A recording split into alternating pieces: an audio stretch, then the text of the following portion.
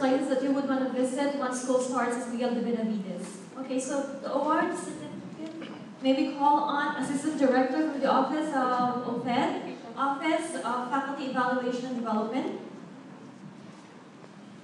Maybe call on Assistant Director Dr. Santiago.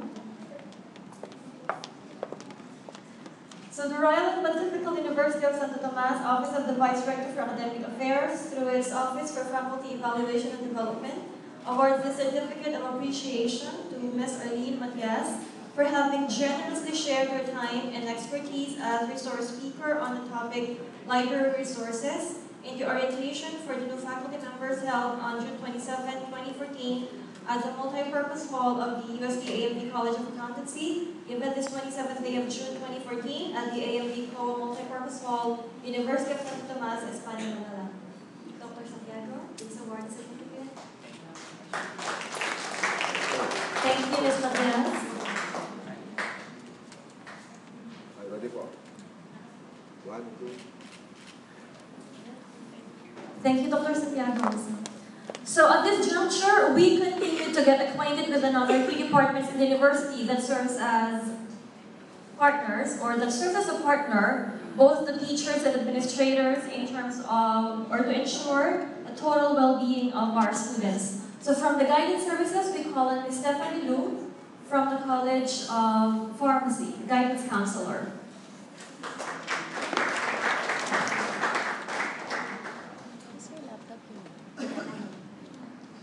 Thank you, ma'am.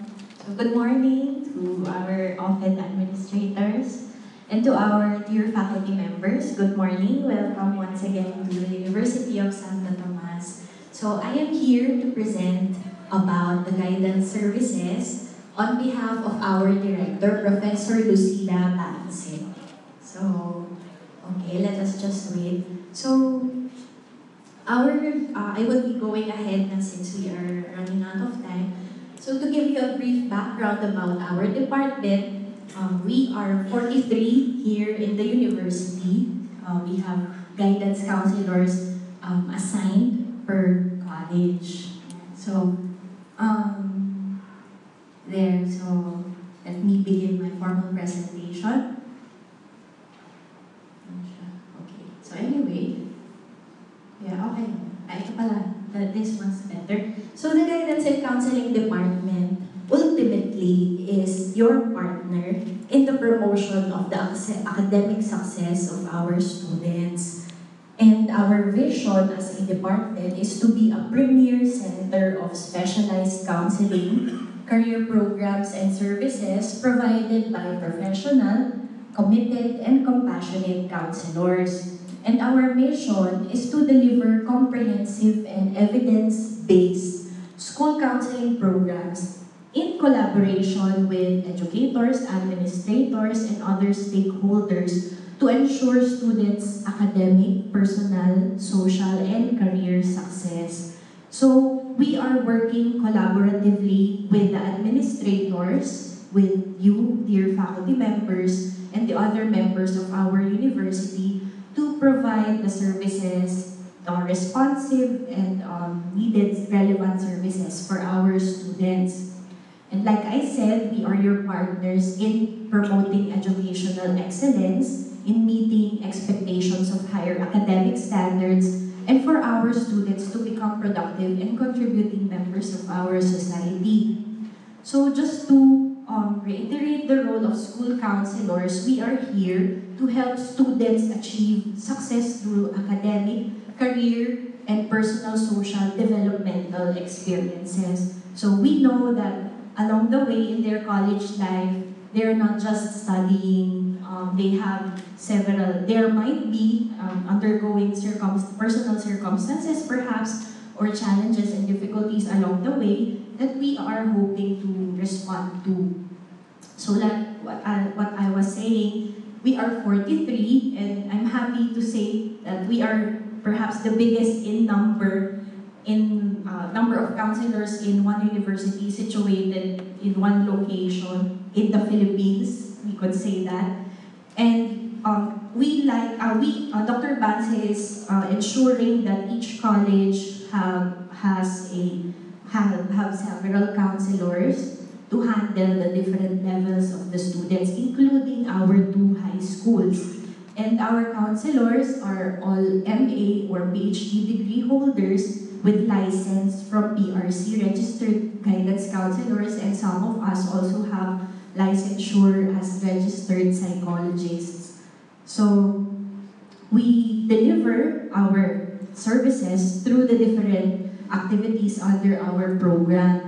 And our services are, of course, data-driven, based on the standards, the local and international standards, school counseling standards, and based on the needs assessment of our students, and also incorporating the benchmarks or the best practices here and abroad. And continuously, we evaluate the services so that it will remain relevant and, of course, responsive to our students' needs. So by addressing the barriers to learning and social, emotional health, the counseling program can bridge the gap between students' needs and expectations for learning. And the counseling program focuses on achieving academic success, prevention and intervention activities, advocacy, and social emotional, including career development. And we also serve to assist each individual to become a fully functioning person, capable of maintaining healthy relationships and performing as a responsible member of the community. So we execute those goals through the different services. And the first among the services would be the information and orientation service. So this service aims to help students become acquainted with their school environment, demands of college life, and the nature and requirements of their respective courses. It would also include the group guidance sessions conducted inside the classrooms, together with seminars, trainings, and workshops we conduct for the students. And then we also administer psychological tests for the students to help them assess their interests, their mental ability, academic achievement, and personality. And these test results are interpreted to the students for them to acquire greater self-awareness and self-understanding. And then, the heart of our services would be counseling, through which the goal of counseling is to help each individual to become the person he or she is capable of becoming, and for the student to gain ability to resolve his or her difficulties, make intelligent choices, and adjustment in his or her life. Then we have the follow-up service. This is given for the monitoring of the students. So yan po yung possibly the students who are having difficulties with their academics, and special targeted groups din po. We also provide career development and placement services. This is concerned with student planning and preparation for adjustment to the world of work. It also includes providing information on job trends, job referrals, and employment opportunities. And then enrichment programs are designed depending on the need of the college. So these programs, they include some of the examples are personality enhancement, conflict management, suicide prevention, team building, sensitivity training, peer facilitators training, among others. So just a rundown of some of our enrichment programs. We have the empowerment program for students at risk, or short, we call it STAR. And then for freshmen, we have the Freshman Academic Competence Enhancement Program, then the Achievers Program for our student achievers, Peer Facilitators Program. So this program aims to empower students who would want to become peer counselors. So we train them so that they can conduct basic counseling, or they know how to properly listen to their classmates who might have difficulties or problems. Kasi as we know, it's easier for students to relate and to express among their peers. And then we have personality enhancement program, also academic enrichment program and tutoring assistance, particularly sa Faculty of Engineering, and then the career seminar series for graduating students. And at this point, of course, since you are our partners, I would like to take this opportunity to add to your knowledge about our students. So just demography, we have about 45,000 students, and then we graduate around 8,000 students per year. We are located in one campus and we have 13 colleges, so ang dami po talaga natin. And I would like to share with you the profile, at least of our first year students in terms of their IQ. As you can see, most of our students are belonging in the above average or the high average range. So matatalino po, we are very lucky to get intelligent students talaga. So matatalino po ang ating mga estudyante. Pagpasok pa lang, matatalino na po talaga sila, most of them talaga. So the implications would be that UST has the best students considering the 40,000 plus applicants, pero we are only getting 10,000. So, selected po talaga yung mga magagaling talagang estudyante. So, ang ating pong challenge is to motivate our students to set high achievement and inspire them to use their potentials to the fullest. Kasi given na matatalino na po talaga sila. So, our role is to encourage our students to use their inner strengths to excel and take their performance to the highest level. And also, para rin po mas kilala ninyo ang mga haharapin yung levels, these are some of the top most pressing concerns of our students. Starting off with our freshmen.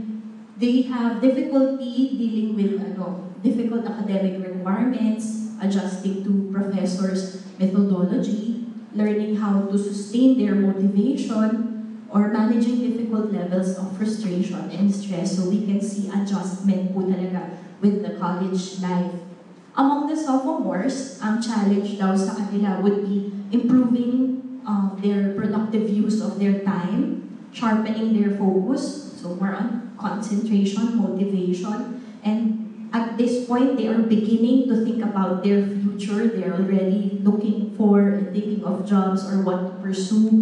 And then getting along with their classmates. Minsan po kasi yung mga ganitong problema, yung relationships inside the class can affect learning also. And then learning how to handle peer pressure. Matalino naman pero nasa sway ng influences na hindi healthy around them. So pwedeng makakontribute din po yun sa performance. And then overcoming anxiety and nervousness. Sa third year, since most of them are already in their taking their major subjects, they are dealing with difficult academic requirements, adjusting professors' methodology again, since around this time they will be facing the teachers, the professors for the majoring courses. And then also getting along with classmates, most especially when they are put to much stress already, and then the way they handle their emotions in dealing with others, sometimes it gets in the way of being productive.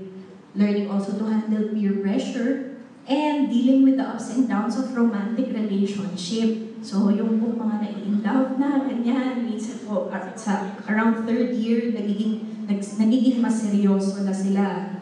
And then, overcoming anxiety and nervousness. So ito na yung for the whole university po itong needs assessment na po ito. So summary na po ito per level. And then sa graduating po natin, dealing with difficult academic requirements, particularly thesis. And then also learning how to sustain motivation. Mga pagod na po kasi yung mga yan.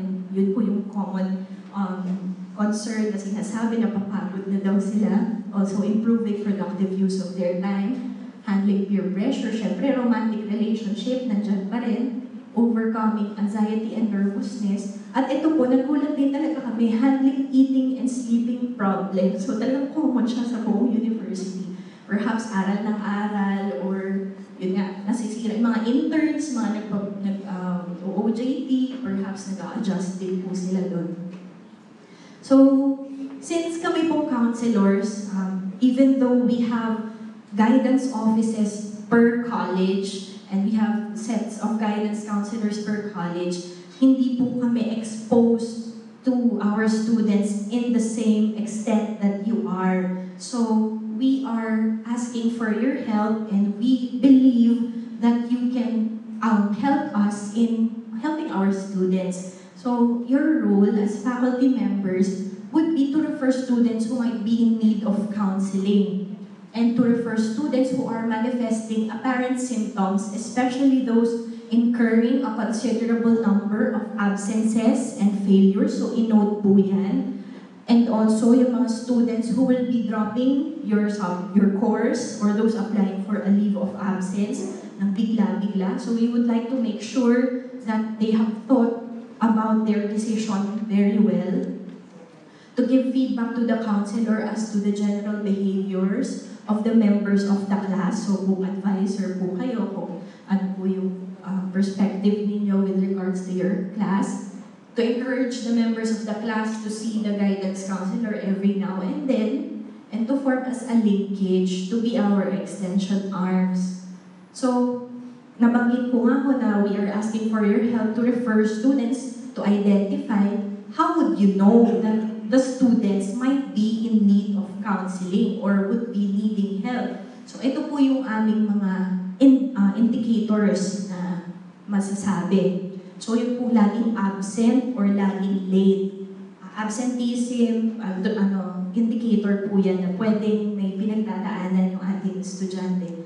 Lack of energy and enthusiasm in studies. Parang walang kabuhay-buhay na nasa class, tas hirap na hirap talaga kayong i-motivate. Yan, you could refer those kinds of students to us. Marked change in academic performance. So, first half of the semester, okay yung performance niya. And then suddenly, biglang baba or biglang sunod-sunod na bagsak. So, pakirefer po yan. Abrasive or aggressive behavior.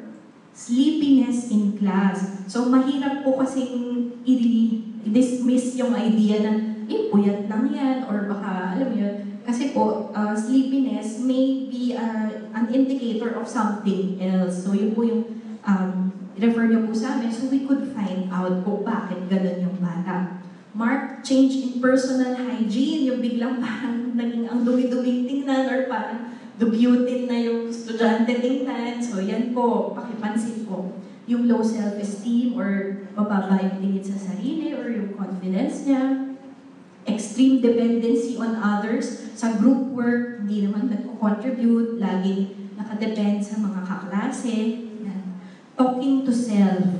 Meron po siguro, baka po may mga ano kayo, pakirefer po sa amin. Or kung may mapag-alaman po kayo among the classmates na may suicide attempt or suicidal ideation. Kapag po, ano po ba yung mga, just a brief ano po about suicidal attempts or ideation, kapag po yung nabalitaan nyo sa mga kaklase na nag-verbalize na ayoko na, or nagsabi po na I want to give up, ayoko na, basta any sign, any verbalization na, kung mamatay na lang kaya ako, yung minsan nagjo-joke-joke po sila, pero hindi na po namin sinaset aside yung ganong verbalizations. Kapag po among your class, pagka po may nabanggit na ganon, ay kwento sa inyo, pakireport po sa amin, sa guidance counselor in your colleges, yun po. And then, some guidelines. So, yung po mga referral forms are available sa faculty room or sa guidance office. And then, you fill up the forms and place them or in a box provided, or you could personally give it to the counselor. Kahit sino naman pong counselor ang available inside the office can give the referral to the assigned counselor naman po. Basta anybody po, any counselor na maabutan ninyo, it's okay to give the referral. And then the guidance counselor will collect them and call the attention of the concerned students as soon as possible. And for urgent matters, our local po is 8212. So yung po mga biglang mga emergency na you feel na hindi nyo kayang i-handle or you might need help in handling yung behavior ng students, pwede po yan. Kung hindi nyo po mag-get in touch yung counselor assigned in your college. So, just some tips sa referral. Minsan po kasi yung mga bata na pag ni-refer, sometimes they tend to be afraid, di ba? They tend to panic, bakit sila mag-isasend sa guidance, although generally UST students are aware that going to the guidance office does not mean you have a problem or you have a kasalanan that you need your attention to be called to. So well-oriented naman po sila. Pero hindi po natin maiiwasan na kinakabahan yung mga yan. So let them know the purpose na you want to refer them because gusto nyo nang baka sakaling makatulong yung counselor or professional to talk about their difficulties or their problems. So don't argue with the student. Ultimately, decision pa rin po ng bata. No, we cannot mandate counseling. Kami rin po as counselors, we call them in, pero pagka ayaw po nila talagang magpa-counseling, meron talagang ganun, we let them sign a document na signify na talagang ayaw nila na magpa-counseling. So maintain contact with the student, pwedeng he or she may be more receptive to referral in the future, and even if the student does not act on your referral now, you have provided the student an option na pwede pala, meron pa palang ibang pwedeng kausapin. But in most cases nga, sa totoo lang po, your status as faculty is very powerful among students. Marami po mga students nag-open up na sa kanilang mga professors.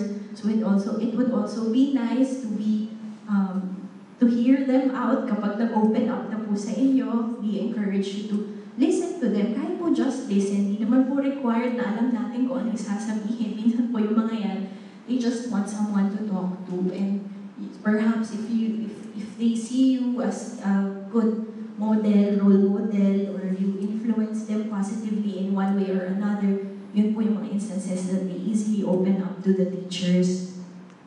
So this is an example of our referral form. And then once you referred, we give feedback form. So we also give you feedback on what happened with your referred student.